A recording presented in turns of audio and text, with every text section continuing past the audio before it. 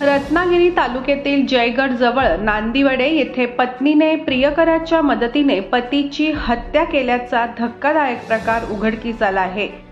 शुक्रवारी 26 तारखेला सकाळी पत्नीने बांबूने बेदम मारहाण करून हा खून केल्याचे पोलीस तपासात उघड झाले। सुरुवातीला आपण काही केले नाही असा कांगावा करणाऱ्या पत्नीचा आणि संशयित प्रियकराचा बनाव ग्रामस्थांची सतर्कता आणि पोलिसांच्या तत्परतेमुळे उघड झाला। दोघांनाही जयगड पोलिसांनी खुनाच्या गुन्ह्यात अटक केली आहे। न्यायालयाने संशयितांना 2 दिवसांची पोलीस कोठडी सुनावली आहे। सुरेश धोंडू पडवळ वय वर्ष 64 राहणार भंडारवाडी नांदिवडे असे खून झालेल्या पतीचे नाव आहे।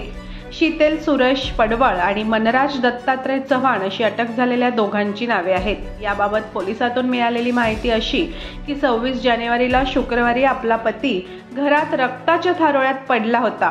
आपण त्यांना अंगणात आणले, त्यांना दवाखान्यात घेऊन जायचे आहे अशी माहिती तिने गावकऱ्यांना दिली। घराला बाहेरून कडी घालून घेतली आणि आपण काहीही केले नाही अशा आविर्भावात पत्नी होती। महिलेने कांगावा केल्याची शंका गावकऱ्यांना होती। या सगळ्या प्रकारामुळे ग्रामस्थांना संशय आल्यामुळे त्यांनी तात्काळ पोलिसांशी संपर्क साधला। काही वेळातच पोलीस श्वान पथक घेऊन घटनास्थळी दाखल झाले। जवळच झाडाखाली रक्ताने माखलेल्या बांबूच्या काठ्याही दिसल्या, त्याचा वास श्वानालाही देण्यात आला।